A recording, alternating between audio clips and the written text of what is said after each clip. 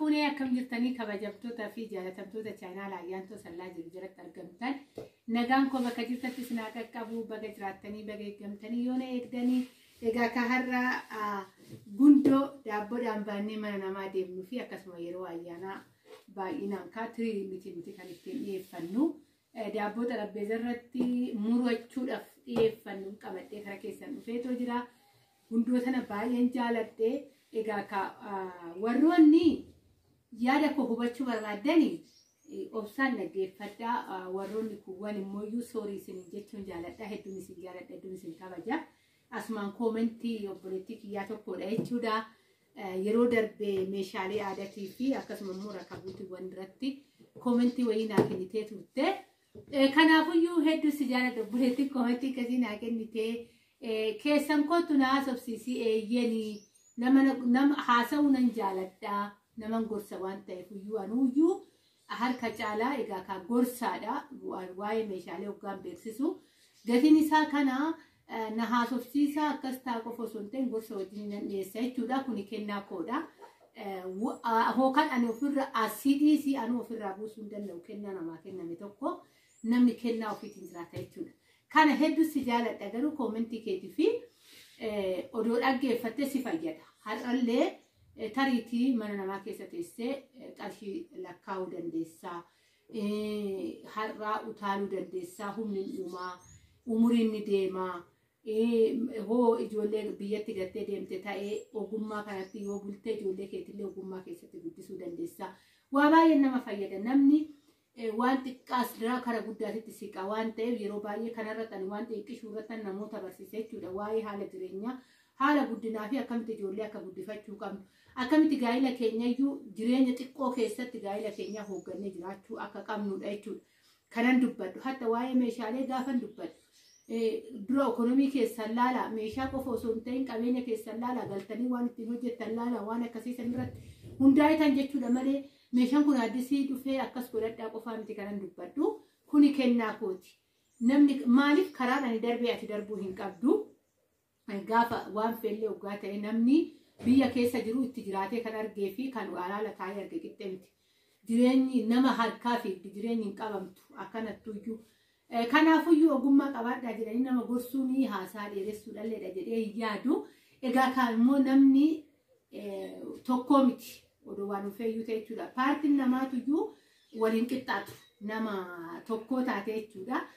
kanaafuu kana isin jechuu jaaladha amma kanuma gundoo kanaatti darboo kan afarsituu miti kun garuu kan daabbootiidha baay'een jaaladhe.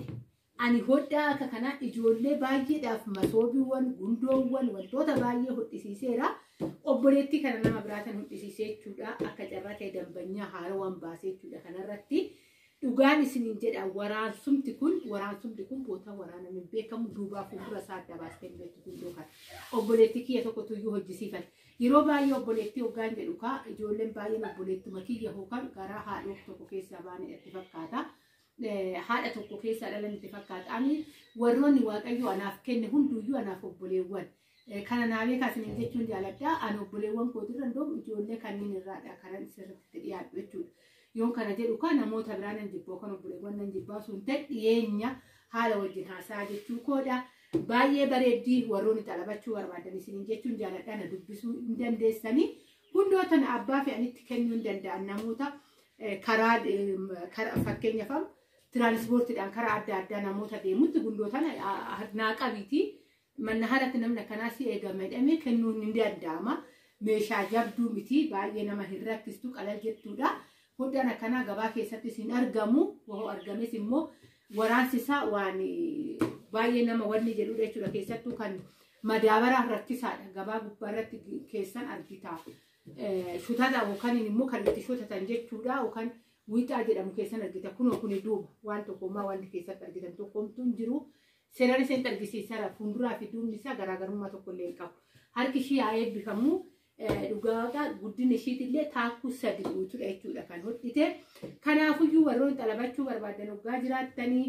isiniin jedhaa gatii ishiitis jechuu dandeessan ijoolleen baay'een waa'ee gatii irrattidha jechuudha kana ana wanni jettanii akka komiitiitti ta'ee komiidhaan illee miti odoo nuti eechisteettanii yaada keessan naa dhiyeessitan keessattidha Ani immoo nan dubbadha yeroo baay'ee jechuudha. Viidiyoo waggaa baranaa fa'a ijoolleen laaltanii yeroo maal viidiyoo keetirratti akkatti hin dubbanne taffaa hin jira. Kanaafanidha jechuudha waa'ee gatiitti irratti kan of qottobee baay'isawwee kun himmaayyuu waan irraa of qottobus hin qabu. 600 damtee gundoon tuni baay'ee kanan jedhu oliidha jechuudha. Sirriitti ilaalaa jirtanii kanarratti fo'aa ishiitillee itti gooteetidha jechuudha. Yookaan fannistuu ishiitillee akka fannisanitti jechuudha kan teechistee obboleettiin kuni kanaafuyyuu warroonni xalabachuu barbaadan igira mangadii yookaan immoo adeemsa karaa keessa bakka feetettuu namni tiraanispoortiidhaa bakka socho'utti namaa fuudhee deemuu ni danda'a. Isiniin jechuun jaaladhaa bilbila kiyya kan ni beektanii yookaan beeknes ta'e immoo taambilee irra isiniifan teechisaa hedduun isin jaaladhaa hedduun isin kabaja bakka jirtatti fayyaanaa ta'a baay'ee.